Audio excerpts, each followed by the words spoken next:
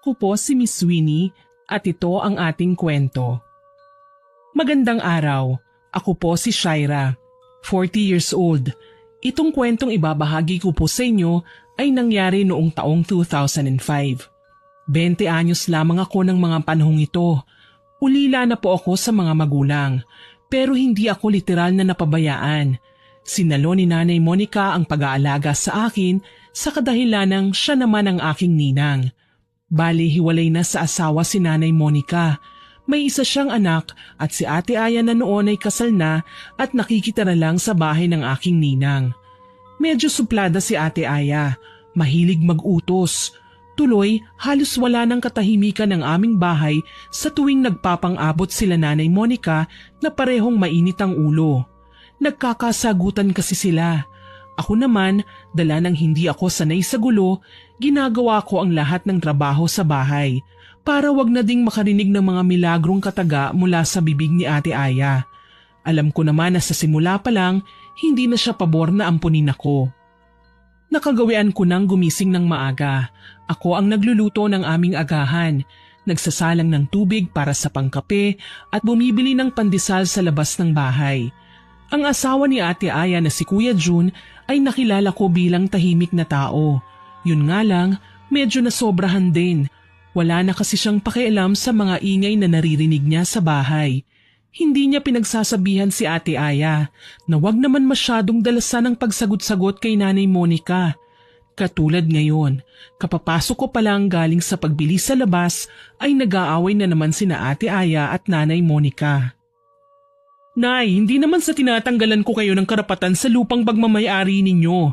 Pero sana naman, hayaan niyo kung isanla ang kalahati nito. Ininegosyo natin, palalaguin. Mag-i-invest tayo para naman may dumating sa atin kahit papano. Naririnig mo ba ang sinasabi mo, Aya?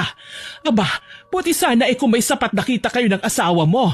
Pareho naman kayo na walang trabaho. Saan tayo kukuha ng perang ipambabayad sa lupa, aber?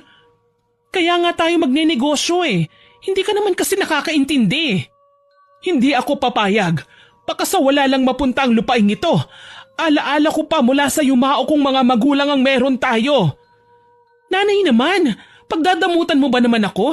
Anak mo naman ako Tsaka ako lang din ang magmamana nito kapag wala na kayo Walang yaka talaga. Kahit kailan, makapagsalita ka, parang hindi mo ko ina. Ako man ay natigilan sa sinabi ni Ate Aya. Literal na kinlaro na niyang mamamatay na si Nanay Monica pagdating ng araw. Palagi na lang nilang pinag-aawayan ng tungkol sa lupa ni Ninong. Kung minsan naman, ang kinukulit ni ate ang kanyang mamanahin sa mapagbebentahan gayong wala namang balak si nanay na ibenta ang lupa.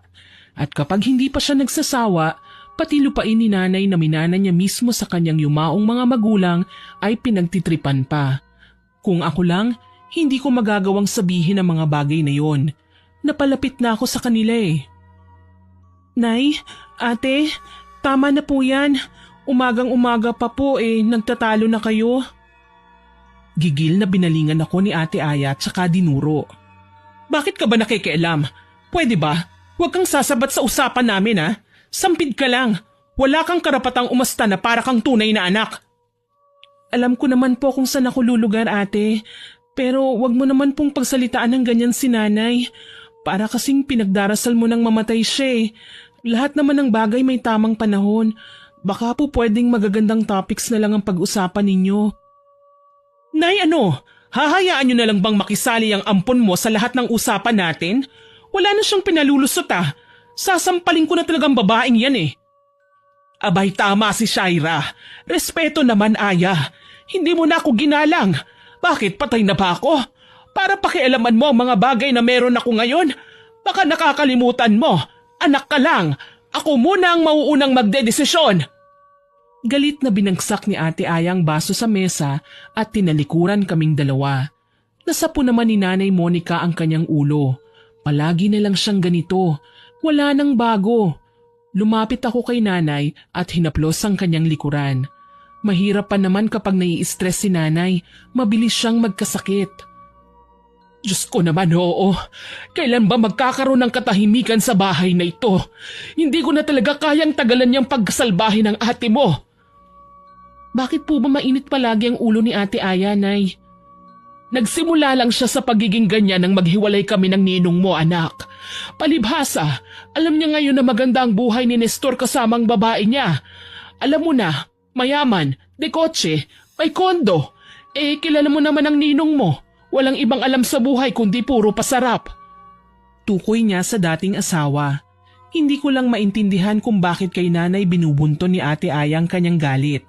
Kung tutuusin, pwede naman siyang lumapit kay Ninong kahit anumang oras niyang naisin. Kaso lang, mas gusto yata niyang gawing miserable ang buhay ni nanay. Alam naman niya na nagkakandakuba na nga ang magulang namin sa paghahanap buhay na dapat si Ate Aya at ako na ang gumagawa. Kaso lang sa sitwasyon ngayon, parang siya pa ang gustong magpabuhay sa amin. Tapos si Kuya Jun naman, parang hangin lang. Tumatagos sa pader ni hindi namin makausap. Palaging hay, palibhasa, adik. Ayaw ko mang magmalaki pero ako, kaya kong magsilbi kay nanay hanggang sa maabot na nga namin ang aming mga pangarap. Gusto kong makapag-aral, makapag-abroad nang sa gayon magantihan ko si Nanay Monica sa lahat ng kabutihan niyang nagawa sa akin. Nginitian ko si nanay. Hayaan mo na si ate, Nay. Mahihimasmasan din siya. At kapag maaalala niya ang mga sinabi niya sa'yo kanina, siguradong mahihiya siya. Ganun naman palagi hindi po ba? Nasa huli ang pagsisisi. Salamat anak. Napakaswerte ko dahil napakabait mo. Ikaw ang palaging nagpapalamig sa mainit kong ulo. Ay, syempre naman po. Ikaw naman po ang pinakamamahal kong nanay. Kung wala po kayo, baka sakali na ako lumaki. Walang mapuntahan, walang matutulugan. Sabi ko sa kanya. Ganito naman talaga palagi ang ginagawa ko para mapagaan ang kalooban ni nanay. Pinapatawa ko siya at nilalambing hanggang sa manumbalik ang kanyang pagiging maingay at masigla na nakasanayan ko nang makita simula nang tanggapin niya ako sa kanyang pamilya. May tindahan si nanay sa harapan ng bahay. Sari-sari ang tinitinda namin. Bigas, delata, asukal at mantika. Yun kasi ang kadalasang mabili sa aming lugar. Kapag namimili si nanay sa bayan, ako ang nakatoka sa pagbabantay. Mahigpit na niyang pinagbawalan si Ate Aya na pumasok doon dahil noong huling nagbantay siya sa tindahan, naubos ang paninda ay wala naman siyang kinita. Natuklasan ni nanay na binubulsa pala ni ate ang perang pinagbibilhan ng mga paninda. Anak, ikaw na muna ang bahala sa tindahan, ha? Kulang na tayo sa bigas Kailangan kong mag-angkat ulit ng produkto sa suki natin. Hindi kasi sasapat ang puhunan natin Alam mo naman, iba sa mga kababayan natin nangungutang lang sa tindahan at sa linggo pa magbabayad. Sige po, inay. Ako na pong bahala rito. Basta mag-iingat po kayo, nay, ha? O siya, lalarga na ako, ha? Si Ate Aya mo, wag mong pahihiramin ng pera, ha? Ilang beses na siyang nanghiram, hindi naman niya isinasauli. Tatandaan ko po yun, nay. Umalis na din kaagad si nanay. May kalayuan ang bayan at hindi siya pwedeng maiwan ng pampasaherong sasakyan. Ako naman, inabala ko ang sarili ko sa pagwawalis sa paligid ng tindahan. Kasalukuyan ko na lang na nilalagay sa malaking plastik ang mga nawalis kong basura nang lapitan ako ni Ate Aya. Shaira! Oh, bakit po ate? Pakisabi kay nanay, hihiram ako ng pera ate, wala kasi si nanay sa loob Kaalis lang niya papuntang bayan. O di ikaw nang mag-abot sa akin ng pera. 1,000 ang kailangan ko. Akin na. Ate, pasensya na, pero kabilin-bili na ni nanay na huwag kitang pahihiramin May paggagamitan kasi siya ng ipon niya Sa isang iglap, pinanlisikan ako ng mga mata ni ate. Tinulak niya ako at dinuro na naman. Ikaw, nakakarami ka na Bakit ba tiwalang-tiwala sa'yo si nanay? Ginayuma mo ba siya? Ako ang tunay na anak at hindi ikaw Hindi naman po ako nakikipagkumpetensya sa'yo ate. Sinusunod ko lang ang bilin ni nanay. Bakit ako na naman ang sinisisi mo kung ayaw kanyang pagbigyan? Sinusubok mo talagang pasensya ko Nagulat ako nang sampalin ako ni ate bigla. Hindi ako nakapiyok. Namaga ang aking pisngi kasabay ang pagpatak ng aking luha. Yon ang unang pagkakataon na may taong sumampal sa akin. Si Nanay Monica, ilang beses man akong magkamali ay hindi niya ako pinagbubuhatan ng kamay. Kahit nga ang mga yumao kong magulang. Sinubukan ko pa ulit ng mga tuwiran pero hindi pa pala siya tapos. Hinila ako ni Ate Aya sa may pinto ng tindahan at sinuntok sa muka. Napaungol ako nang makaramdam ng sakit. Napasiksik na lamang ako sa sulok ng samaan niya ako ng tingin. Subukan mo pang humarang ulit ha? Hindi lang yan ang aabutin mo sa akin. Ang kapal ng mukha mo. Palamunin ka lang naman dito sa bahay pero kung makaasta ka, parang ikaw ang tagapagmana. Isusumbong kita kay nanay. Kinuha mo ang pera niya. Pinaghirapan niya yung ipunin pero gagastusin mo lang sa walang kabuluhang mga bagay. Sigaw ko sa kanya. Maglupasay man ako ay wala na akong magagawa pa. Nakita kong hindi lang 1,000 ang kinuha ni Ate Aya sa pitaka ni nanay. Sa halip, 100 na lamang ang itinira niya at saka binirahan ng alis. Pumalahaw ako nang makalayo na siya. Sakto naman na napadaan si Manang Nita at nakita kong nakasalampak sa lupa. Kaagad siyang lumapit at dinaluhan ako. Shaira, iha, jasking bata ka. Ano bang ginagawa mo riyan? Manang Nita, kinuha na naman ni Ate Aya ang pera ni nanay. Malalagot talaga ako nito Kahit kailan talaga, wala nang pinagbago si Aya. Naging bayolente at naging mas matigas na ang ulo. Adik na yata yung kapatid mong yan Kabilin-bilinan ni nanay na wag kong pahihiramin si ate ng pera. Pero sinaktan po ako ni ate. Pinadugo pa niya ang bibig ko. Ang masaklap, nakuha niya ang lahat ng pera. Huwag kang malungkot. Nakita ko naman hihintayin kita. Hindi ako papayag na basta ka nalang saktan ulit ng ate mo. Grabe, kahit ngayong dalaga ka na tinatarantado ka pa rin ni Aya. Umiling-iling pa si Manang Nita habang inaalala ang mukha kong dahan-dahan nang nagkakapasa. Palagi na lang talagang nangyayari ang bagay na ito. Kahit sino na lang sa amin ni nanay ay inaaway ni ate. Para bang hindi siya masaya sa buhay niya. Kinahapunan nga, dumating si nanay at nagtaka nang makita ang mukha ko. Oh, anak, anong nangyayari dyan sa mukha mo? Taka niyang tanong.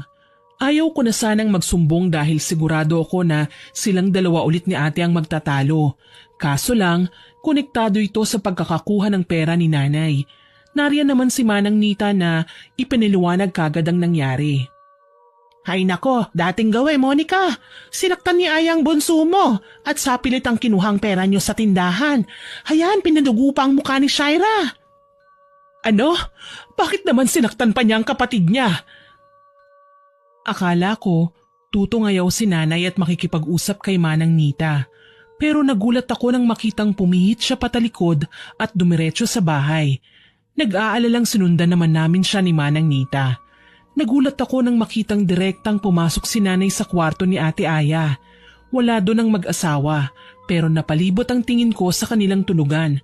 Napakaburara ni ate. Naghalo na ang mga marurumi at bagong labas sa banggera. May pinagkainan sa sahig. May bote ng gin sa may pinto na wala namang laman at maraming plastik ng chichirya sa gilid-gilid na parang ilang araw nang naroon at hindi man lang naliligpit. Kulang na lang maging gubat ng kanilang kwarto sa dumi at kulob na pati ahas pipiliin ng tumabi sa kanila kaysa sa magtago sa kuweba. Sa katunayan, napapatakip kami ni Manang Nita ng ilong kapag natatagalan kami sa pagsunod ng tingin sa loob ng kanilang higaan. Hindi ko napigilang lapitan si nanay. Nanay, ano pong ginagawa niyo? Hintakot kong tanong nang makita kong nagsisimula na si Nanay Monica sa paghalungkat sa mga gamit ni na ate. Sinubukan ko siyang pigilan pero mariin na lamang niya akong pinagsabihan na wag akong makialam. Panay naman ang payo sa kanya ni Manang Nita, palamig ng ulo, kumbaga para kumalma si nanay. Alam kong hindi basta-basta ang halaga ng perang kinuha ni ate. Nasa mahigit 10,000 yun Mabuti na lang talaga wala sina Ate Aya sa bahay. Kung nagkataong naroon sila, malamang nagkakagulo na naman. Siguradong lalabanan si ate at may katwiran sa lahat ng ibabato sa kanya ang aming ina. Kalaunan, tumigil din si nanay sa kahahalungkat ng mga gamit. Napasalampak na lamang siya sa isang tabi. Tahimik na umiiyak. Ramdam ko ang kanyang panghihina na parabang nawawala na siya ng pag-asa. Wala naman akong nagawa kundi ang yakapin na lamang si nanay. Ipinaramdam ko sa kanya na okay lang ang lahat, na hindi siya nag-iisa. Mabuti na lang, pinahid niya kaagad ang kanyang luha. Tama na ang drama. Pasensya ka naman ang Nita ha. Medyo nakalimot ako na nariyan ka pala. Ayos lang yon. Kahit sino naman kapag galit may mga bagay na nakakalimutan. Pero wag mo nang alalahanin. Sa susunod, wag mo nang iiwan kay Shaira ang pera mo. Sinasaktan ni Ayang bunso mo eh. Tignan mo, sayang naman ang ganda ng mukha niyan kung magkakapasalang. Paano pa siya makakahanap ng boyfriend niyan? Si Manang Nita talaga, oo. Boyfriend ka agad? Hindi ko pa nga naiaahon si Nanay Monica sa hirap eh. Kita mo na, Manang Nita. Napahiya ka sa anak ko. Hindi ako iiwan niyan, uy. Mas mahal niya ako kaysa sa mga crush niya. Si Nanay talaga, ang galing magpatawa sa mga salita. Crush talaga? Crush kaya yun? Nakipagtawanan na lamang sila kasabay ng aking mga biro. Ayun nga lang, ramdam na ramdam kong hindi naman gaanong nakatuon sa amin ang atensyon ni Nanay. Malamang, iniisip niya pa rin ang perang kinuha sa amin ni Ate Aya. Kinagabihan, nakipag-usap ako kay Nanay. Itinaon ko yon habang nakahiga na kami sa aming kwarto. Kahit kasi dalaga na ako, hindi ako humihiwalay kay Nanay sa pagtulog. Nanay, pasensya na po kayo ah. Wala man lang akong nagawa para protektahan po ang pera ninyo. 100 na lang ang tinira ni ate. Naunahan niya kasi ako sa mga action moves niya eh. Nasaktan ka na nga, nagbibiro ka pa. Anong gusto mo? Ako nang maglagay ng pasa sa mukha mo? Dito naman sa kabila para pantay na. Pinatatawa ko lang po kayo, Nay. Kayo talaga. Ewan ko ba anak, hindi ko alam kung bakit ganyan ang ate mo. Parang hindi niya ako nanay. Kung tratuhin niya ako, parang kung sino lang. Minsan nga, gusto ko na siyang sukuan eh. Kaso lang, naaalala ko na anak ko siya, kaya nagpipigil ako sa aking sarili. Hayaan mo po, inay. May konti naman akong ipon mula sa binibigay niyo sa akin. Ipapahiram ko na lang po muna sa inyo yon. Proud kong sinabi kay nanay. Natawa siya. Sakto kinurot ako sa tagiliran. Pareho kaming binibigyan ni ate ng pera ni nanay. Kaso lang naiipon yung sa akin. Wala naman akong dapat na pagkagastusan eh. Samantalang si ate, puro na lang gastos. Ni hindi siya nag-iipon. Sa totoo lang, ako ang kinakabahan para sa kanya. Paano na lang kung mabuntis si ate? Saan siya kukuha ng pera sa pangangailangan nila? Sobrang kawawa si Nanay Monica sa kanila. Pati nga si Kuya Jun walang trabaho. Paano nila naatim na magpakasal at magkaroon ng pamilya kung ganyang wala naman silang iniisip para sa kanilang kinabukasan? Binalingan ko si nanay ng tingin nang mapansin kong nagsasalita siya. Ibang klase ka ngayon na. Ikaw na talaga ang nagpapahiram. Nay, kahit hindi niyo po sabihin, nakaalalay po ako palagi sa inyo. Hanggat may maitutulong po ako, hindi ko kayo susukuan. Kahit umuwi pa tayong duguan. Sabay kaming nagtawanan. Naging family joke na namin ang katagang yun, pero hindi namin yun tinutotoo. Para muling madagdagan ang aming puhunan, nagpasya kami ni nanay na bumili ng mga alagang manok. Sabi ko kay nanay, pwede naming ibenta pa isa-isang mga yon o di kaya ay katayin namin tapos maglako ako sa lansangan ng adobong manok. May eskwelahan din kasi malapit sa amin, kaya malakas ang loob kong magtinda. Lalo na't alam kong mauubos kagad ang mga yon. 10 manok ang binili namin sa bayan dahil mura pa noon ang presyo ng manok. Nagiging mahal lamang ito kapag nadadagdagan ng timbang o di kaya ay kapag niluluto na. Lahat na lang ng pwedeng gawin sinubukan namin para lumago ang ipon namin ni nanay. Nanghihinayang lang ako na hindi ito magawa ni ate. Sana triple pa ang kikitain namin kung tumutulong sila sa amin ng asawa niya kung sakali. Makalipas ang ilang araw, naging mabenta ang nilalako kong adobong manok. Bukod sa nagkakapera kami, yun din ang nagiging ulam namin. Kaya naman ang sumunod na buwan, dinagdagan ulit namin ang aming alagang manok. Sa pagkakataong ito, 20 piraso ng buhay na manok na ang dala namin pa uwi. Magaling ka ding humawak ng pera, anak. Alam mo ba yun? Kung laging ganito ang kita natin, mabilis tayong yayaman. Nay, ikaw din po ang nagturo sa akin para maging masinop. Tsaka tama naman po kayo eh. Hanggat may naiipon, malayo tayo sa gutom. Sana pareho kayong mag-isip ng ate mo. Hindi sana ako nahihirapan kausapin siya ngayon. Pero alam niyo po, inay, masaya ako na hindi kayo nag-uusap ngayon kasi hindi kayo nai-stress. Mas okay na yung ganito kaysa araw-araw po kayong nagsisinghalan. Sa bagay, tama ka naman anak. Ewan ko ba, maayos ko naman siyang pinalaki. Pero hindi ko maintindihan kung bakit ganyan siya ngayon sa akin. Mas mabuti nga ako hindi ko siya inabandona. Kagaya ng tatay niyang pinili ang marangyang buhay at iniwan ako. Sarili niya lang ang iniisip niya. Kasasabi ko lang nai-stress na naman po kayo, Nay. Oo na, Madam Shaira. Hindi na ako magdadrama. Muli, naging abala kami sa paglipas ng mga araw. Mabilis na dumami ang naghahanap sa akin sa lansangan dahil masarap nga naman ang lutong adobo ni nanay. Yun nga ang dahilan kung bakit nakapag-ipon kami kaagad. Ang kaso nga lang, nagiging panira sa aming mga gawain si Ate Aya. Madalas niya akong lapitan para hinga ng pera, utangan, o kung minsan sapilitan niyang kukunin. Ganyan na siya kasalbahe. Nalaman kong nalulung na pala siya sa sugal at paulit-ulit na natatalo. Ang asawa naman niya nasa tabi ng kalsada din at nalulung na sa bisyo. Sigarilyo at alak ang pinagkakaabalahan niya.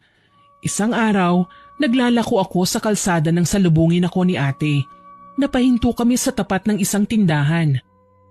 Shaira, malaki na bang kinita mo? Kung nagugutom ka ate, pwede kitang bigyan ng isang supot ng adobo tsaka puso. Pero kung pera ang hihingin mo, pasensya na wala akong dala eh. Aba, ibang sagutan natin ngayon ha? Ano, may pinagmamayabang ka na ba? Nainis ako at nilapag ang paninda ko sa mesang bakante tsaka hinarap si ate. Hindi ko na kasi nagugustuhan ang mga binabato niyang salita sa akin. Parang sobrang pang-aapi na. Hindi na niya pwedeng ipamukha sa akin ngayon na ampun lang ako. Kasi ang totoo, mas mukha pa siyang ampun dahil sa taglay niyang ugali. Wala akong pinagmamayabang ate, pero may pagmamalaki ko po na nakakatulong ako kay nanay. Ikaw ba? Anong nabibigay mo sa kanya? Kalungkutan? Konsumisyon? Abat walang hiya ka. Matapos ka naming ampunin, bihisan at gawing tao, yan ang igaganti mo sa akin? Hindi naman ikaw ang nag-ampun sa akin ate, si nanay. Wala ka namang ibang ambag sa buhay niya kundi puro na lang pasarap. Nag-asawa ka pa, pero pareho naman kayong mga walang kwenta. Sigaw ko na ikinainit ng ulo ni ate. Bigla niya akong sinabunutan kaya nagkagulo kami sa aming kinaroroonan. Siyempre, nagalit din ako sa ginawa ni ate. Kaya oo, pumatol ako sa kanya. Hindi ko hinayaan na siya lang ang makapanakit sa akin. Nagpagulong-gulong kami sa lubak-lubak na kalye at makailang beses niya akong nginudngod pero nakakaganti naman ako. Ang asawa niya, sa halip na umawat ay tatawa-tawa lang. Parang engot na nakikipagpustahan pa sa mga kainuman niya. Siyempre, pabor sa kanyang asawa. Hindi naman ako nagpatalo.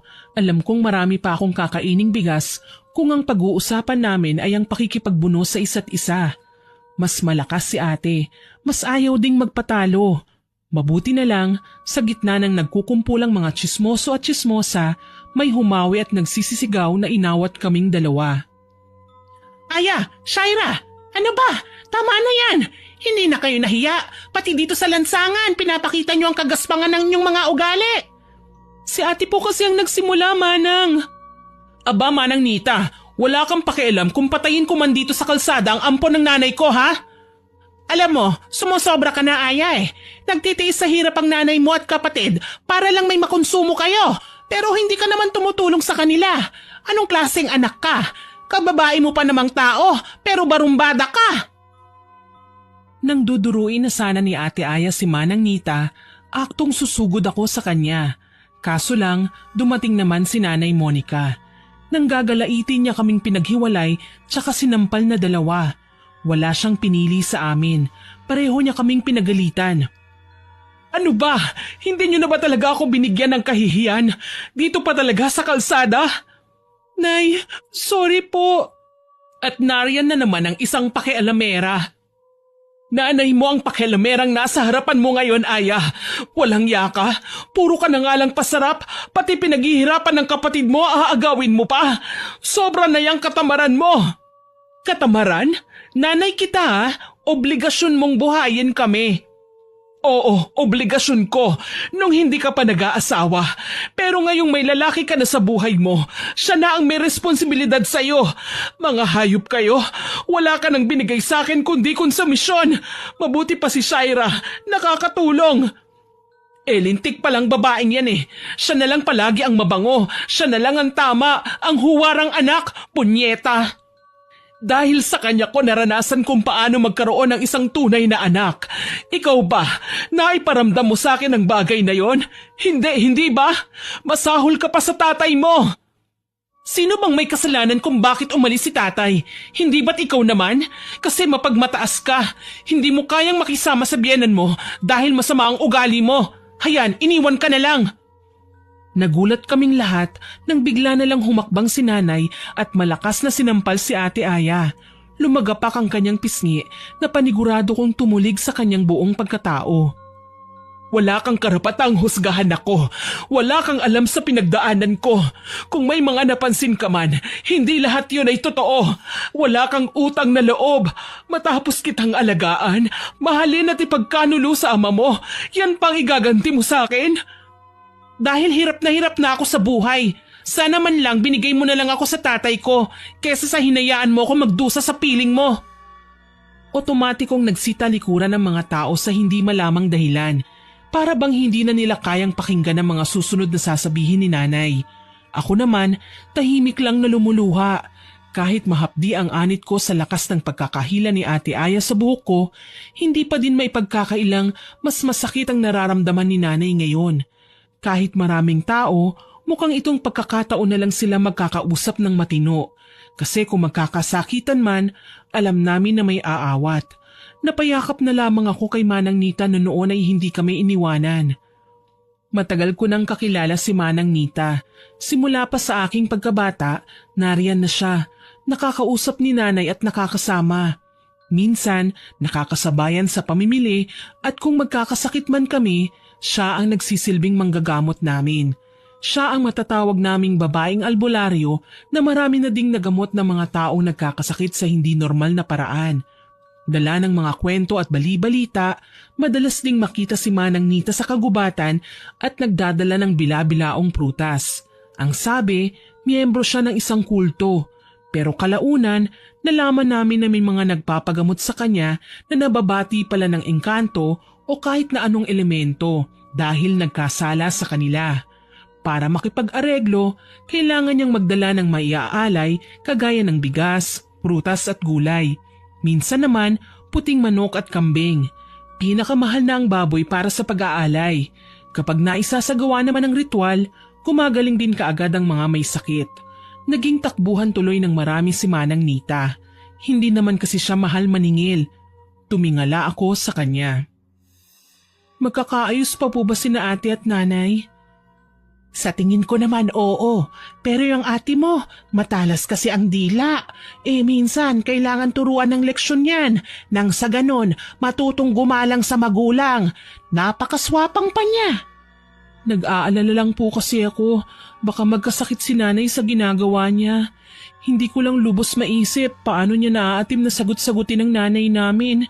Ni minsan hindi kami inaabuso, hindi kami inalila. Pero si ate, hindi ko kayang ginagawa niya. Huwag kang mag-alala. Mapagtatanto din ng ate mo na mali ang mga ginawa niya sa nanay mo. Magkakaroon din siya ng leksyon. Wika sa akin ng ginang. Hindi ko alam kung bakit, pero para bang may bumubulong sa akin na may magiging partisipasyon si Manang Nita sa pagkakaroon ni ate ng matututunang leksyon. Humupa na din ang pagtatalo ni nanay sa kalye. Katulad ng dati, si ate ang huling nagsalita at naging matagumpay sa mata ng maraming tao. Yun nga lang, dala ng gigil ni nanay, sa bahay siya nagwala. Pinagkatapon niya ang lahat ng gamit ni na ate at kuya Jun sa labas ng bahay. Tinangkapang mag-iskandalo ni ate, kaso lang mabilis si nanay. Lalo na't bago kami umuwi, ay dumaan muna kami sa barangay hall.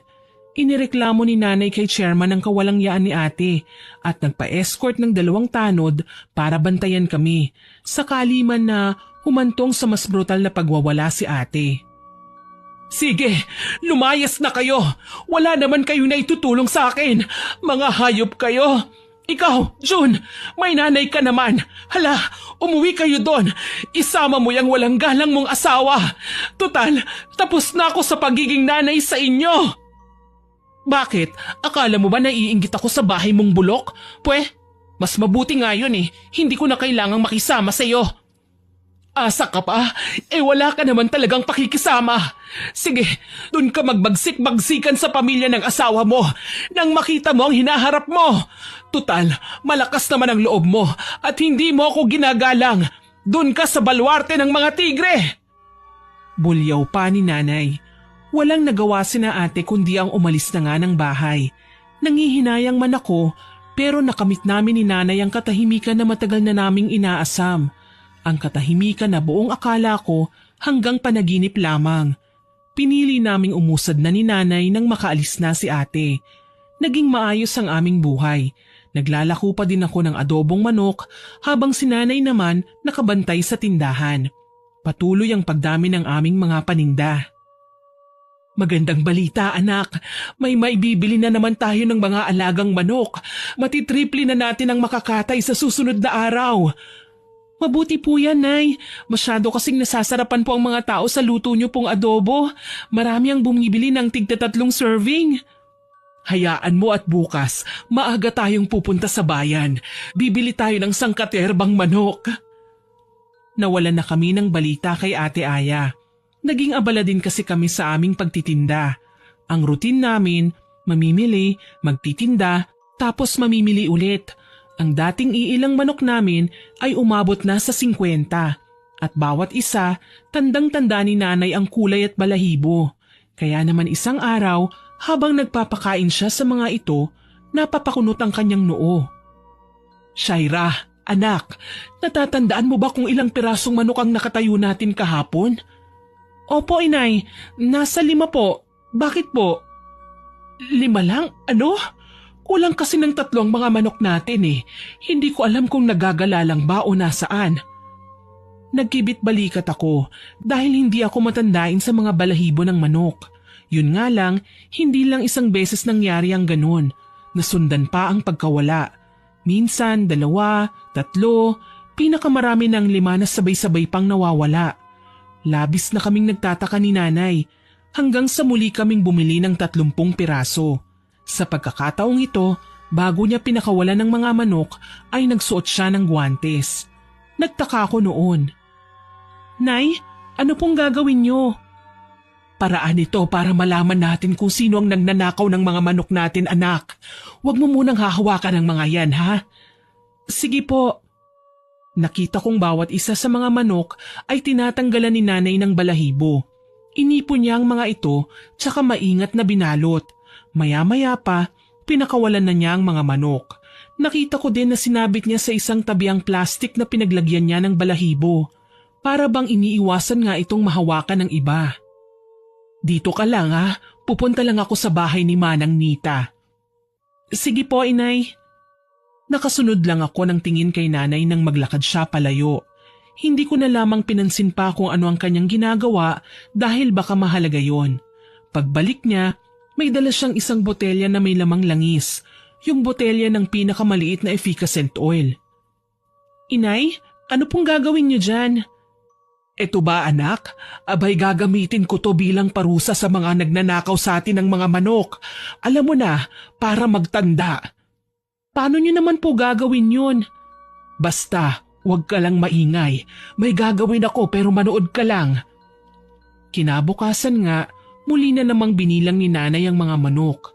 Nagulat kami. Kumpirmadong 3 ang nawawala sa mga ito. Naku, paano po yan? Kapag nagpatuloy ang gawaing ito, siguradong malulugi tayo, Nay. Shh! Huwag kang maingay. Kailangan 2 lang tayong nakakaalam. Ano po ba kasi yan, Inay? Basta manood ka lang. Wala akong nagawa kundi hayaan si nanay na kunin na naman ng plastik na pinaglalagyan niya ng mga balahibo. Nakagwantes pa rin siya nang kunin ng pamilyar na balahibo ng mga manok na nawawala. Sinilid niya ito sa botelya tsaka inilibing sa aming lutuan. Bali ang itsura po nito ay parang lutuan sa bukid. Gawa lang po sa kahoy na nilagyan ng hinating katawan ng saging at tinambakan ng lupa. Sa ibabaw, may 3 bato kung saan namin pinapatong ang aming kaldero kapag kami ay nagluluto. Sa ngayon, hindi na namin nakikita ang lupa dahil natatakpan na ito ng abo. Kinubkob ni nanay ang abo at binaon doon ang langis. Gusto ko man na magtanong kung bakit niya ito ginagawa, kinakabahan naman akong magsalita. Ang alam ko lang, hindi normal na gawain ng tao ang nakita kong ginawa ni nanay. Bumaling siya sa akin pagkatapos. Ngayon, hindi ba ay maglalako ka sa labas anak? Ito na ang pagkakataon mo na magmatsyag. Kailangan mong alamin kung sino ang basta na lang nagkakasakit sa baryo. Sa pagkakataong ito, malalaman natin kung sino ang magnanakaw ng ating mga manok. Opo, inay. Gagawin ko po. O siya, humayo ka na. At umalis na nga ako ng bahay habang si nanay naman pangiti-ngiti habang nakaupo sa loob ng kanyang tindahan. Nagsimula na akong magtinda at binabalikan ang aking mga suki. Habang abala sa pag-aasikaso sa mga mamimili, namataan ko sina Ate Aya at Kuya Jun na magkasama. May bitbit silang lalagyan ng manok na kung tawagin sa amin ay bayong. May nakita akong pamilyar na kulay ng balahibo sa loob. Binebenta niya ito sa iilang kainuman nila. Pansin ko, nagtatawaran pa ang 3. Tila ba hindi sang-ayon sa presyong binigay ng buyer. Pasimple akong lumapit sa may likuran. Pinakinggan ko ang kanilang usapan. Tama nga ako, nagtatawaran sila. Tinatanong pa ang mag-asawa kung saan nila nabili ang manok. Kinakabahan ako, hindi ako matandain sa mga balahibo pero nakakita na ako ng ganong klase ng manok. At alam kong sa amin yon. Lumayo ako sa kanila. Mabuti na lang at may mga sumalubong sa akin, bumili ng aking paninda. Pero hindi maiwaglit sa aking isipan ang tungkol sa manok na binibenta ni na ate. May naging pwesto ako sa tambayan ng maraming tao. Naroon ang aking ate, kasama ang kanyang asawa. Abala sila sa pagtingin-tingin ng mga nagsusugal nang bigla na lamang silang sabay na bumagsak. Parang nahilo. Ilan sa mga kakilala nila ang lumapit at inalalayan sila kaya naman muling pinaupo si Ate Aya sa bangkito. Marami ang nagtatanong kung anong nangyari. Kaso lang, bigla siyang nagsuka at nahintakutan ng iba sa nilabas niya sa bibig. Kulay gray na parang ginamos ang kanyang sinuka. Kanya-kanya naman sa paglayo ang mga tao. Ano kaya ang nangyari kay ate? Palihim kong tanong sa aking sarili. Sakto naman na nakita ko si Manang Nita na naglalakad papalapit sa akin. Nagtataka ang kanyang muka kaya naman kaagad ko siyang sinalubong. O iha, anong nangyari sa'yo? Manang, si ate po, nagsuka. Biglaan na lang siyang nahilo. Ganun ba? Bakit hindi natin lapitan? Baka lang po kasi biglang manakit eh. Kilala niyo naman si ate, napaka-bayolente. Mamaya, ibintang pa niya sa akin ang nangyayari sa kanya. Sa kakitiran ba naman ng utak niya, imposibleng hindi niya idawit ang pangalan ko sa pagkakasakit niya. Kung sa bagay, o siya, napadaan lang ako. Papunta ako sa bayan at baka maiwan ako ng sasakyan. Mauna na ako, ha?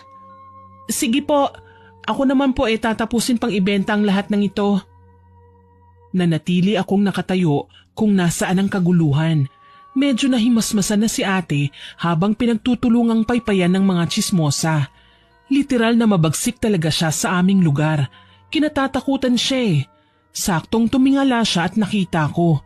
Hindi ko alam kung bakit basta na lang akong kinabahan. Dahil sa halip na lapitan sila, tanungin kung ano ang nangyari, ay pinili ko na lamang magtatakbo. Hinihingal pa ako nang makarating sa bahay na labis na pinagtaka ni nanay. Oh, anak, anong nangyari sa'yo? Natatakot po ako, Nay. Nakita ko po kasi sina Ate Aya at Kuya Jun. Oh, sinaktan ka ba nila? Hindi naman po. Napatingin sa akin si ate pero hindi ko na hinantay na makalapit pa siya. Umalis na po ako kaagad. Baka po kasi manggulo na naman siya at kung ano na naman po ang sabihin sa akin. Niyaya ako ni Manang Nita na lapitan pero tumanggi po ako. Tama naman ang ginawa mo, anak. Kapag nakita mo sila, iwasan mo na lang para wala ng gulo. Alam naman natin na mahilig sa iskandalo ang ate mo. Napangiti na lamang ako at pumasok sa bahay. Sakto lang sa amin ang natirang ulam kaya hindi na namin kailangan pang magluto para sa pananghalian. Kinahaponan, dumating si Manang Nita. Tila balisa. Malamang sasabihin niya kay nanay ang nakita namin kanina. Hindi siya mapakali habang si nanay naman abala sa pag-aayos ng kanyang mga bagong biling paninda. Ako naman ay nagsasampay ng mga nilabhang damit sa likuran pero naririnig ko ang usapan nila. Maliit lang naman ang bahay namin kaya kahit na sino pa ang kausap namin magkakarinigan lang sa loob o sa labas ng bahay. Oy, Manang Nita, kanina ka pa riyan na. Ano bang problema? Monica, yung binigay ko sa'yo na langis, ginagamit mo na ba? Abay oo, ginamit ko na. Alam nyo naman na sunod-sunod ang pagkawala ng mga manok namin. Kailangan ko ng resulta. Napakawalang yan naman kasi ng mga magnanakaw na yan eh. Talagang tinitira pa ang kaunting negosyo ko. Bakit ho ba? Kasi may basta na lang bumagsak sa baryo kanina habang maraming tao. Sabay nga naming nakita ni Shaira eh. Kung ganun, silang magnanakaw ng mga manok ko. Napakaswapang talaga ng mga kababayan natin. Ang gusto ay palaging nakapanlalamang sa kanilang kapwa. Paano yan, Monica? Hahayaan na lang ba natin sila? Hindi ba't sinabi nyo na kamamatay ang ganung gawain? Oo, sumpa na yung ginagawa natin. Oras na matuyo ang langis na nasa loob ng botelya, mawawalan din ng buhay ang anak mo. Ano? Bakit hindi niyo ho sinabi? Akala ko alam mo na. Paano ko ho malalaman? Wala naman hong sinasabi sa akin si Shaira. Baka naman natakot lang ang bata. Huwag kayong maingay at baka marinig tayo ni Shaira. Alam niyo namang sobrang tuwid ang batang yun. Ayaw sa pandaraya, sa paggawa ng masama. Ako naman wala talagang balak na saktan si Aya. Pero kailangan kong malaman kung sino ang magnanakaw ng mga manok ko. Ngayong may impormasyon na tayo, kukumprontahin ko na lang siya. Gulat na gulat ako sa mga narinig ko. Hindi ako makapaniwala na magagawa ni nanay ang ganitong bagay. Yung tipong yayakap siya sa mga ganoong gawain para lang malaman kung sino ang nanlalamang sa kanya. Tsaka bakit hinayaan siya ni Manang Nita na gumamit ng ganito? Pinili kong manahimik at hinayaan na muna sila sa kanilang pinag-uusapan. Nakatatak na sa aking isipan na kapag mahalaga ang kanilang topic ay hindi ako pwedeng basta na lang sumabat. Mabuti na lang umuwi din kaagad si Manang Nita. Naiwan kami ni nanay at ito na ang napagtanto kong tamang pagkakataon para kausapin ko siya. Nanay? O anak, bakit? Narinig ko po ang usapan niyo ni Manang Nita kanina. Yung langis na galing sa kanya, may ibang paggagamitan pala kayo noon? Oo anak, gusto ko lang kasi sanang malaman kung sino ang mga buitreng nagnanakaw ng mga manok natin. Hindi ko naman akalain na sina Aya pala yun. Nagulat na lang ako nang ibinalita sa akin ni Manang Nita na umeepekto na ang ginagawa namin. Bumagsak daw sina Aya at Jun sa gitna ng nagkukumpulan. Tama po kayo nanay, nakita ko din po kasi pero pasensya na po. Hindi ko nasabi sa inyo. Natakot ako kanina Hindi ko alam na may nangyayari palang ganun. Nakonektado po yun sa langis na binigay ni Manang Nita sa inyo. Nakiusap ako kay nanay na wag na niyang pagdusahin pa si Ate Aya. Alam na talaga namin ang ugali niya dati pa. Ang sa akin lang, sana kausapin namin sila dahil natatakot po talaga ako sa maaaring mangyari. Hindi naman ako inosente pagdating sa usaping barang o tungkol sa kapangyarihang itim. Alam ko kung gaano nakakadiri ang mga nasabing gawain, lalo na kung bibigyan ng karamdaman ng isang mambabarang ang kanyang kaaway. Salamat na lang, pinaalam niya sa akin na okay na daw ang lahat at napagpasyahan na niyang tanggalin ng langis sa lutuan. Pinanghawakan ko ang sinabi niya. Makalipas ang ilang araw, nakatanggap kami ng balita na malubha na raw si Ate Aya. Wala kaming choice kundi ang puntahan siya sa bahay ng biyenan niya.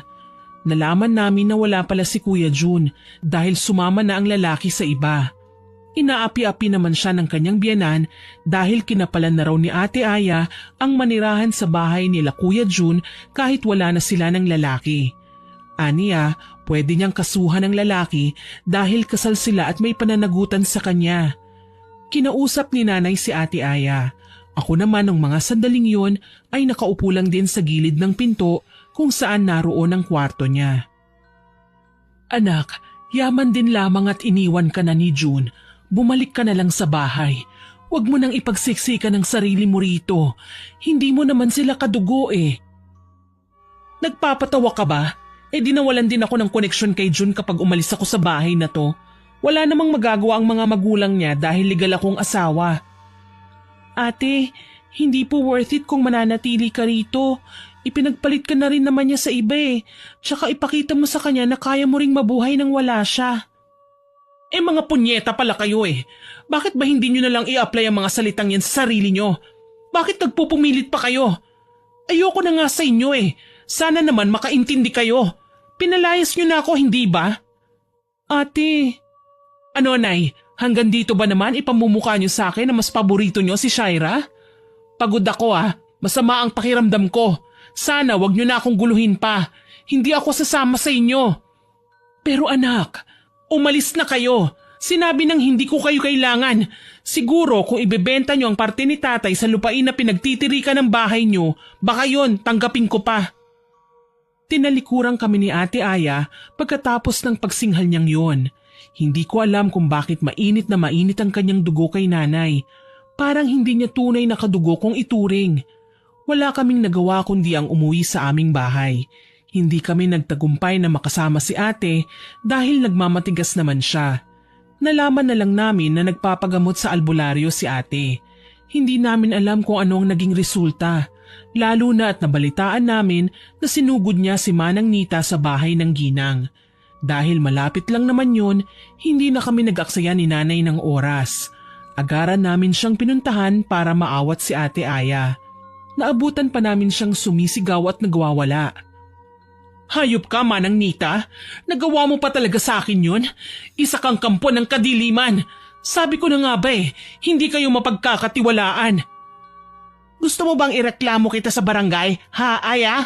Aba, ang laking gulo ng ginagawa mo, ha? Nagdala ka pa ng itak. Ano, papatayin mo ako? Talagang papatayin kitang gurang ka. Akmang ihahataw na ni ate ang hawak niyang itak sa katawan ni Manang Nita nang umawat naman ang ibang taong nakasaksi sa kaguluhan. Pati kami nagsigawan sa pag-aakalang nasugatan na si Manang Nita. Mabuti na lang dumating sina chairman kasama ang iilang tanod at pinigilan si Ate Aya. Tuloy dinala sila sa barangay hall. Nalaman namin na kaya niya pala inatake si Manang Nita dahil ginayuma raw nito si Kuya Jun para sumama sa ibang babae. Iginiit naman ni Manang Nita na wala siyang kinalaman sa mga nangyari. Sa halip, isang babae ang lumapit sa kanya para bumili ng gayuma. Normal na usapin na ito sa amin kaya maging ang aming chairman ay hindi na nagulat pa. Pinilit siyang ipagbate pero hindi yun nangyari. Ang naging solusyon na lamang ay pinapirma silang dalawa at pinangako na hindi na maglalapit pa. Kinausap naman ni Nanay Monica si Manang Nita. Ano ba kasing nangyari, Manang Nita? Hindi ko na nga alam paano pa magpapaliwanag ng maayos pero napaka-bayolente ng anak mo, Monica.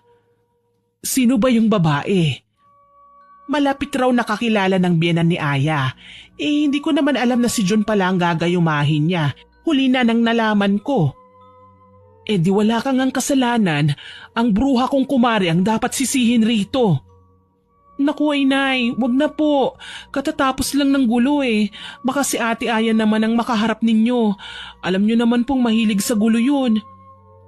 Huminga ng malalim si nanay at hindi na nga nagpatuloy sa balak niya sanang gawin. Akala namin matututunan na ni Ate Aya ang leksyon at hindi na gagawa pa ng iskandalo. Pero ng mga sumunod na araw, nagulat kami nang basta na lang siyang dumating sa bahay na may kasamang matabang babae. Panay ang alok niya sa lupain na kahit awatin namin siya ay hindi nagpapigil. Tuloy pagkaalis ng babae ay nanggagalaiting hinarap ni nanay si ate. Ano na naman ba ito, Aya? Talagang hindi mo na ako nirerespeto. Kailangan magdala pa rito ng problema? Ilang beses ko na bang sasabihin sa'yo na hindi mo isasanla ang lupa namin ng tatay mo? Hindi ko naman isasanla eh. Ibinebenta ko nga, hindi ba? Tsaka may share ka naman, kalahati. Ano, hindi na masama, inay. Baka nakakalimutan nyo, lupa lang na binili nyo ni tatay ang binebenta ko. Hindi kasama ang minana nyo sa mga magulang nyo na mga ninuno ko rin naman. Isang malakas na sampal ang nagpagulat sa aming tatlo. Nang mapatingin ako kay Ate Aya, nakita kong sapunan niya ang kanyang pisngi. Sinampal siya ni nanay. Hindi ka na nahiya sa pinaggagawa mo. Akala mo ba, hindi ko alam ang ginawa mong pagnanakaw sa mga manok ko? Babaeng walang utang na loob. Sumosobra ka na. Sana hindi na lang kita naging anak. Umalingaw-ngaw sa buong paligid ang sigaw na yon ni Nanay Monica. Nararamdaman ko na ang galit niya, ang sakit na nadarama niya, ang lungkot. Buong akala ko magkakaayos sila ni ate. Pero mas lumala pa pala ang ugali ni ate. Sa halip na humingi ng tawad, dumura pa si Ate Aya sa kanyang paanan na ako naman ang hindi nakapagtimpi. Talagang inatake ko siya at malakas na sinabunutan. Sobra nang ginagawa mo kay nanay. Wala kang galang. Naturingan ka pa namang anak. Kaya kumakapal yung atay mo kasi alam mong papabor siya sa'yo. Hindi pabor sa akin si nanay. Talagang alam ko lang kung hanggang saan ang limitasyon ko, ate. Pero ikaw, wala kang pinipili. Sa lahat ng pagkakataon, pinaninindigan mo ang pagiging masama mong anak. Nagawa ko pa siyang itulak na ikinahiga niya sa lupa. Sigaw naman ang sigaw si Nanay Monica. Pilit niya kaming pinatitigil sa pagsasabunutan. Galit na galit ako sa kanya. Dati, sinasaktan-saktan niya lang ako. Pinapahiya sa mga tao. Pero ngayon, lalaban na ako. Hindi na ako magpapaapi pa. Sinabi ng tumigil na kayo! Ang lakas ng sigaw na yon ni Nanay Monica ay halos tumulig sa aming mga tenga. Nagkagulatan kami at kaagad na naghiwalay. Nagulat ako nang makitang sapuna ng matanda ang kanyang dibdib kaya naman naalarma ako. Ang nakakalungkot nga lang, hindi ako tinulungan ni ate. Umatras siya, nanlaki ang mga mata. Tsaka tumalikod para tumakbo. Hindi ko malaman kung ano ang gagawin ko. Literal na napahagulgol ako lalo na at nangisay si nanay kaya kaagad akong humingi ng tulong sa aming mga kapitbahay. Isinugod namin sa ospital si nanay sa pangunguna ni Manang Nita. Ipinaliwanag ko sa kanya ang dahilan kung bakit inatake si nanay sa puso. Sumusobra na talaga ang babaeng yan ano? Bakit ba ganun na lang ang trato niya sa nanay mo? Gusto niya po kasing ibenta ang lupa ni Inay at Ninong. Ayaw pumayag ni nanay. Kapag nangyari po yun, saan po kami titira? Alam mo, atin na lang to ha. Huwag mo nang ipapaalam pa sa nanay mo. Pero matagal na talaga akong gustong turuan ng leksyon ng babaeng yan eh. Pero paano po? Ako ang bahala. Gagawin ko ang lahat. Magsisisi ang ate mo sa ginawa niya sa iyong ina. Hindi ko alam kung ano ba talaga ang literal na ibig sabihin ni Manang Nita nang sabihin niyang siya na ang bahala. Ang alam ko lang, gusto niyang marinig na humingi raw ng tawad si ate kay nanay. Paano magiging posible yun? Gayong sa pagkakakilala ko kay ate, mataas ang pride niya at hindi basta-basta nagpapakumbaba, kahit pa sa nanay niya. Hinayaan ko lang si Manang Nita. Alam ko naman na kahit may kakayahan siya ng karunungang itim, hindi naman namin nabalitaan na pumatay siya ng tao. Umuwi ako sa bahay para kumuha ng mga gamit. Naabutan ko si Ate Aya na hinuhuli ang mga manok naming alaga at iniipon sa kulungan. Anong ginagawa mo? Na-ospital si nanay, hindi ba? Di binibenta natin ang mga manok para pambayad sa ospital. Kaso lang hahatiin natin ang kinita dahil ako nga ang nagbebenta, di ba? Ang share mo, yun ang ibabayad mo. Napakaswapang mong klase ng anak ano. Talagang pati si nanay na nasa bingit ng kamatayan, kakwentahan mo ng ganyan? San ba nakalagay ang utak mo? Nasa kamao ko, gusto mong tikman? Iniangat ni ate ang kanyang kamay para gawaran sana ako ng suntok. Kaso lang, hindi ko alam kung ano ang nangyari. Nang tila ba siya ang nakatanggap ng suntok nang sapuhin niya ang kanyang tiyan. Gulat na napatingin siya sa akin at sinamaan ako ng tingin. Kitang-kita ko na naghahabol siya ng hininga, halatang nasaktan. Hayop ka? Anong ginawa mo sa akin? Ate naman, anong klaseng gamot ba ang hinit-hit mo? Ikaw nga tong manununtok na sana sa akin, hindi ba? Hindi nakasagot si ate nang gumuhit ang pandidiri sa kanyang muka. Maya-maya lang, napasigaw ako nang magsuka sa aking harapan si ate. Kulay itim ang nilalabas niya sa bibig, parang yung likidong galing sa pusit, mabaho at may kasamang uod. Diyos ko, ano yan? Anong ginawa mo sa akin? Mukha ba akong may ginagawa, ate? Huwag kang magsisinungaling! Wika niya sa akin. Sumpaman, wala talaga akong ginawa. Pero bakit ganito ang nangyayari kay ate? Sinubukan ko siyang tulungan pero tumanggi siya at binalya ang kamay ko. Wala akong nagawa kundi hayaan siyang lumayo. Naiwan akong nagtataka lalo na at nakita kong tila ba maliliksing sumunod kay ate ang mga uod na kanina lang ay sinuka niya. Malinaw na malinaw, may kinalaman rito si Manang Nita. Hindi ako nag-ingay at kumilos na lamang ako na parang walang nangyari. Sinusundot talaga ako ng konsensya ko. Kaso lang, kailangan magdusa ni ate. Alam kong tingin ni nanay sa akin, mabuti at may takot sa Diyos. Kaso minsan, kailangan na talagang maging masama. Kung palagi na lang kasi akong mabuti, inaabuso ako. Sinasaktan pa nga akong nagkakaroon ng pagkakataon. Wala din akong binanggit kay nanay nang makabalik ako sa ospital. Nagkamalay na siya at ang sabi ng doktor, mild stroke lang daw ang nangyari sa kanya. Pero kailangan na naming mag-ingat. Baka sa susunod, lumala na ang kalagayan niya. Pinag-iiwas na nga si nanay sa fatty foods. Mahilig pa naman siya sa chicharon. Mabuti na lang masunurin si nanay. Lahat ng sinasabi sa kanya ng doktor ay sinusunod niya. Makalipas ang 1 linggo, nakalabas na nga kami ng ospital. Kagaya ng inaasahan, hindi na nga nakabalik si ate pagkatapos ng huling encounter namin. Tingin ko may iniinda na siyang sakit. Ang ate mo, hindi ba nakakabalik rito? Nung nasa ospital pa po kayo, Nay, nagpunta siya rito. Hinuli niya ang mga manok, ibibenta niya raw. Hati kami sa mapagbebentahan. Tapos yung share ko raw po ang ibabayad ko sa ospital. Kailangan naman daw po na sa kanya yung share niya kasi bayad daw po natin sa napagbentahan dahil siya daw ang maghahanap ng buyer. O nabenta ba naman? Hindi po, hindi na siya bumalik nung huli kaming nag-uusap. Sana, wag na siyang magpakita, no? Suhapang Ang gusto niya, lahat na lang mapunta sa kanya. Ayaw niyang mamimigay o nakikihati. Huwag niyo po sanang iisipin na sinasabi ko po ito para ma-stress pa po kayo. Pero sumusobra na po kasi siya Kaya okay lang na wag na siyang bumalik pa rito.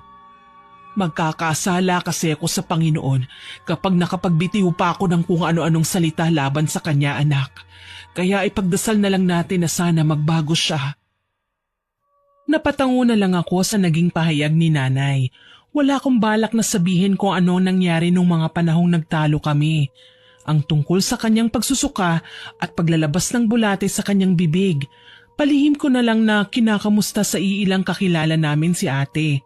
Nalaman ko sa mga kainuman niya noon na wala na pala sa bahay ng mga biyenan niya ang aking kapatid. Bale, isa sa mga kakilala niya ang nag-alok ng buwanang renta sa bahay kung saan siya nananatili ngayon.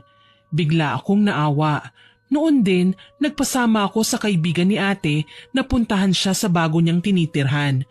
Okay naman ang bahay, kaso nga lang mapaghahalatang salat sa pagkain o ibang mahahalagang kagamitan. Kwento ng babaeng sinamahan ko, bumibili lang daw ng ihaw-ihaw si ate sa labas at yun ang pinanghahapunan niya. Nasa kwarto niya si ate at natutulog. Hindi ko lubos na maintindihan ang aking nararamdaman nang makita ang kanyang kalagayan. Humpak na ang pisngi ni ate, maputla at payat. Halos umaalo na din ang kanyang dibdib kapag humihinga. Ate? Anong ginagawa mo rito? Ate, kumusta ka? Ano bang pakialam mo? Bakit? Natutuwa ka kasi nakikita mong miserable ako? Hindi ate, wala naman akong masamang intensyon sa pagdalaw ko sa iyo eh. Inaalam ko lang kung ano ang kalagayan mo, tsaka para makatulong na rin ako kung anong mga kailangan mo. Huwag mo na akong patawarin, ipokrita ka. Umalis ka na! Umalis ka na! Singhal niya sa akin, tsaka umaktong babangon kaso lang nalilis ang kumot niya kaya nakita ko ang kanyang mga braso. Nanlaki ang aking mga mata nang makita ang pagkakaagnas noon. Tila nabubulok na siya kahit nabubuhay pa. Diyos ko ate, anong nangyari sa'yo? Pwede ba umalis ka na? Alis! Wala akong nagawa kundi ang umalis na lang sa kanyang kwarto. Hindi ko na din kasi napigilan ang pagsama ng aking sikmura nang malanghapang malansang amoy sa loob ng kwarto. Parang hinihintay lang na matanggal ang kumot para umalingasaw ang mabahong amoy. Mangiyak-ngiyak akong lumabas ng bahay. Tinanong ko ang kaibigan ni ate kung ano ba ang nangyari sa kanya. Bakit biglang nagkasakit si ate? Kwento ng babae, basta na lang daw umuwi si ate sa bahay na nanghihina at nilalamig. Kinaumagahan, nagkaroon na raw ng mga pantal hanggang sa naging sugat na nga at lumala. Tumangutango ako sa kanyang sinabi. Kaagad na sumagi sa aking isipan si Manang Nita. Sigurado ako, siyang may kagagawa ng pagkakasakit ni ate. Kaya bago ko umuwi sa bahay, dinaanan ko muna si Manang. Oh, Shaira, iha, mabuti at napasyal ka. Manang, hindi na po ako magpapatumpik-tumpik pa. Ano po bang ginawa niyo kay ate? Binigyan ko ng leksyon. Bakit? Ganun kalala? Hindi lalala ang kalagayan niya kung maaga pa lang lumapit na siya sa kanyang ina para humingi ng tawad. Alam mong hindi ako masamang tao na may karunungan sa itim na kapangyarihan, iha. Patas din akong tao. Ayokong may mga kakilala ko na nagdurusa dahil sa kasakiman ng mga mahal nila sa buhay. Sana maintindihan mo. Abay kailangan mong kumbinsihin ang ate mo. Kapag nagtagal pa ang katigasan ng ulo niya, sa kabaong talaga ang kahahantungan niya. Wika ni Manang Nita, kaya hindi ako nakasagot. Sa halip, napaiyak na lamang ako sa labis na lungkot. Hindi ko akalain na may ganitong klase ng sumpa si Manang.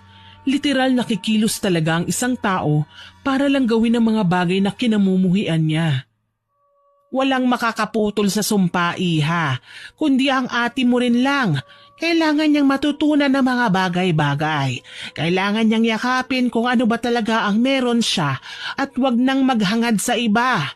Higit sa lahat, kailangan niyang matutong gumalang. Natatakot po kasi ako Baka po mamatay si ate at dadalhin niya ang galit niya sa amin hanggang sa hukay. Hindi yan, iha. Magtiwala ka lang. Pwede ko po bang ipaalam kay nanay ang sitwasyon niya? Pakiramdam ko po kasi kailangan niyang malaman. Nanay siya, may karapatan din po siyang malaman ang kalagayan ni ate. Maging masama man siya o hindi. Kakayanin mo ba? Malay natin, baka ikagalit ng nanay mo ang mga bagay na ito. Tsaka huwag mong sasabihin na hindi ka niya anak. Sa unang araw na inako niya ang responsibilidad niya sa'yo, ay inari ka na niyang anak. Galit na galit si nanay kay ate. Sabi pa nga niya, sana raw wag nang magpakita si ate sa amin. Hindi ko na po alam kung magbabago pa ba ang kanyang reaksyon sa oras na malaman niyang sitwasyon. Subukan natin. Magkasama kaming umuwi sa bahay at ipinaalam kay nanay ang nangyari. Hindi man lang siya nagulat kahit sabihin ko sa kanya na malaki na ang ipinayat niya. Iiling-iling lang si nanay habang nagiinuman pa kami ng tsaa sa labas ng bahay. Ayan kasi, sa sobrang tapang ng anak kong yan, kahit sino binabangga. Pero ngayong may sakit na, tiklop na siya? Nay, hindi po ba kayo naaawa kay ate? Naaawa ako, anak. Ayokong magtanim ng sama ng loob sa kanya. Pero ilang beses niya na ba akong winalangya? Ni minsan nagsorry ba siya? Hindi naman nanay ang turing niya sa akin Mas sinasamba niya ang pera, ang yaman, ang kanyang ama. Ayaw niya sa akin kasi hindi ko kayang suportahan ang luho niya. Noong magpakasal sila ni June, nang tayo ang gumastos, may narinig ba sila? Ayaw kong maging masamang inaanak, pero sa ginagawa ni Aya sa akin, nakalimutan ko na kung paano maging nanay sa kanya. Nay, nandito naman po ako eh. Tsaka kailangan po natin na magpatawad. Alam ko po na matututo din si ate sa mga pagkakamali niya. Niyakap ako ni nanay tsaka siya humagulgol. Muli naawa ako sa kanya. Parang hindi magiging madali kay nanay ang mapatawad si ate. Lalo na sa parteng parang gusto na nitong sumakabilang buhay ang nanay namin. Matanggap lamang niya ang kanyang pamana. Kaya naman bilang pagbawi din sa aking naging kasalanan, ako na muna ang dumalaw-dalaw kay ate. Ideya ko ang bigyan siya ng leksyon na ginawan ng paraan ni Manang Nita. Kailangan kong makahanap ng paraan na may maitulong naman ako. Araw-araw ko siyang dinadalaw, inaasikaso, pinaliliguan at pinapakain. Kahit nung una, pinagsusungitan ako ni ate, hindi ko siya sinukuan. Hanggang ngayong naramdaman ko na lumalambot na siya sa pakikitungo sa akin. Galit ako sa'yo. Bakit hindi ka gumanti sa akin ngayon? Wala akong kalaban-laban, oh. Ate, nagpunta ako dito para alagaan ka, hindi para awayin. Lasunin mo na lang kaya ako. Ayaw mong makipag-away sa akin eh. Ate, patas akong tao. Hindi ako pumapatol sa kasing payat mo, no? Walang challenge yun.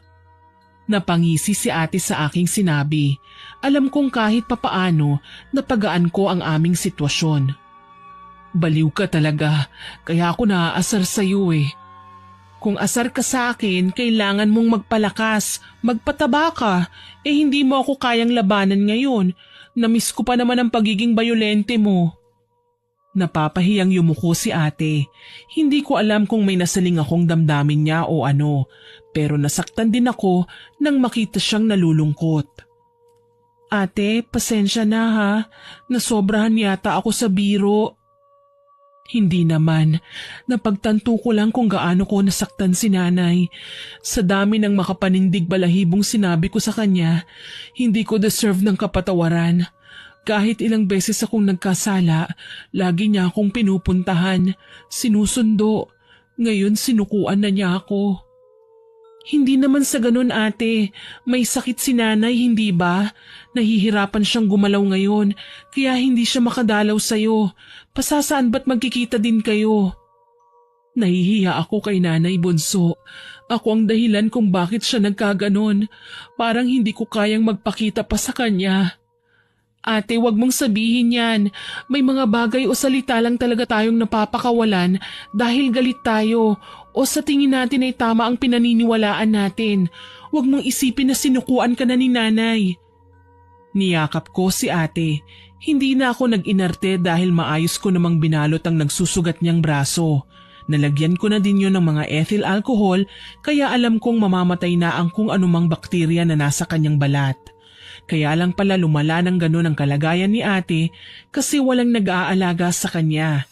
Kahit papaano, nagkalapit kaming dalawa.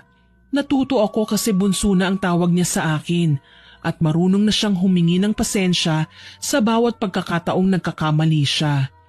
Lahat ng yon sinasabi ko kay nanay. Wala akong inilihim.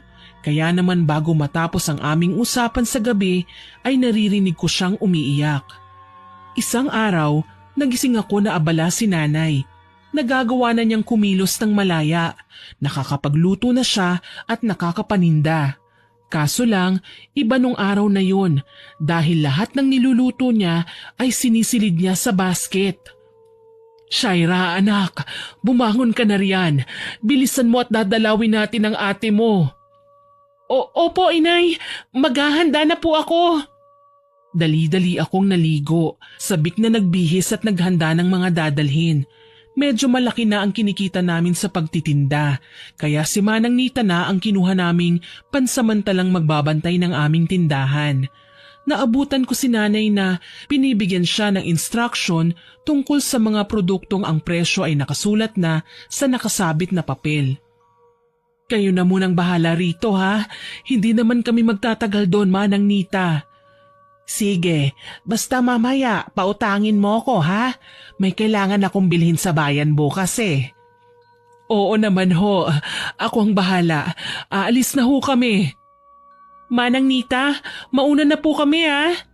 Sige, basta balitaan niyo ako sa family bonding niyo ha. Ngiti lang ang iginanti ko kay Manang Nita. Hindi pa kasi ko sigurado kung ano ba ang magiging outcome ng pag-uusap ni nanay at ate. Ang tanging dasal ko lang, maging okay na ang lahat at magkaayos na sila. Pagdating namin sa kanyang tahanan, naabutan ko si ate na nagwawalis. Medyo mabuti na ang kanyang pakiramdam. Nagsisimula ng tumuyo ang kanyang mga sugat. Nagsinungaling sa amin si Manang Nita na gagaling lang si ate kapag napatawad na siya ni nanay. Ang totoo niyan, sa oras na napagtanto na niya ang kanyang mga pagkakamali at nagnais na siyang magbago, ay dahan-dahan nang mawawala ang sumpa. Ito ang dahilan kung bakit gumagaling na si ate at nagiging maayos na ang kanyang kalagayan. Nang magkita nga sila, saglit pang nagkatitigan ng dalawa. Alam ni ate na dadalaw ako sa kanya, pero hindi niya alam na kasama ko si nanay. Nay, bunso, nandyan pala kayo. Halika kayo, pasok. Nag-agahan ka na ba ate? Hindi pa, bibili pa lang sana ako ng pandesal. Pandesal lang ang kakainin mo sa agahan? Kailangan ko pong mag-ipon eh. Ilang buwan din akong walang ginawa. Inalagaan lang po ako ni Shaira. Kailangan ko pong maghanap ng trabaho para makapagbayad po ako ng renta nitong bahay. Nagugustuhan ko na din ito eh. Kahit pala nag-iisa, masaya din kapag natuto kang kumita sa malinis na paraan. Sa pagkakataong ito, napangiti si nanay.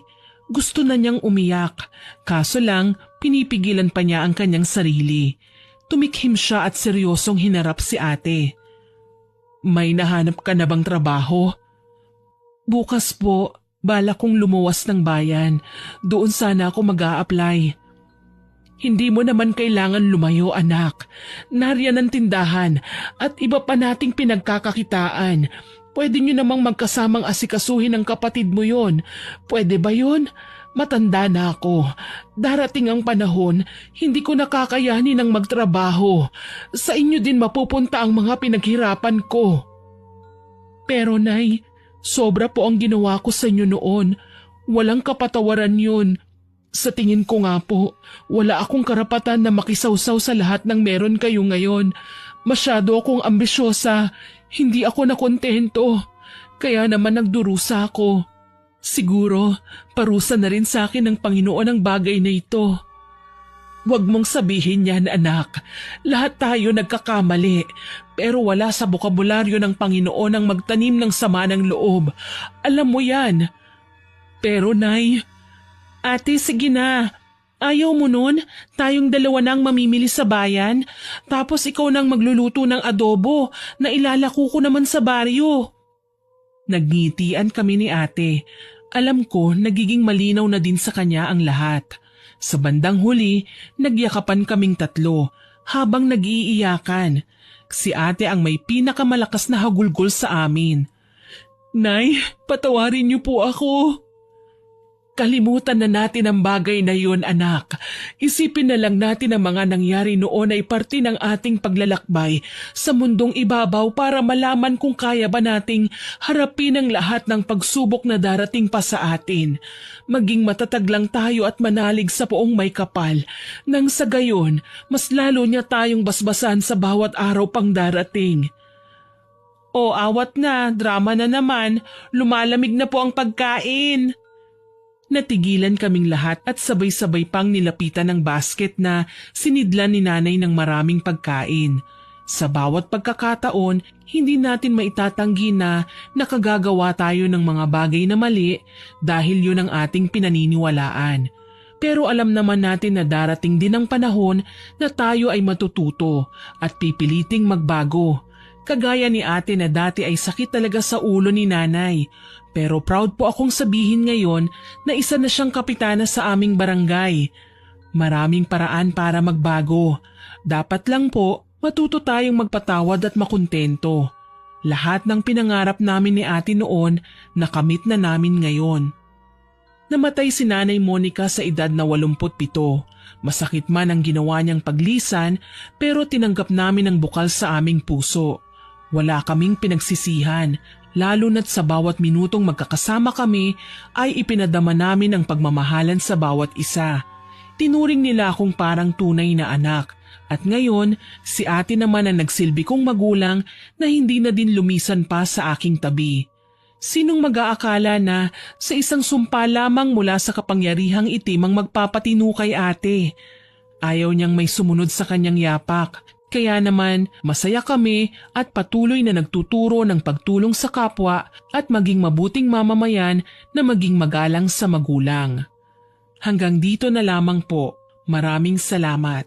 More power po sa inyong channel at God bless. Naway kapulutan nyo ng aral ang aking ibinahaging kwento. Hanggang sa muli, ako si Miss Winnie na nagpapasalamat sa inyong pakikinig.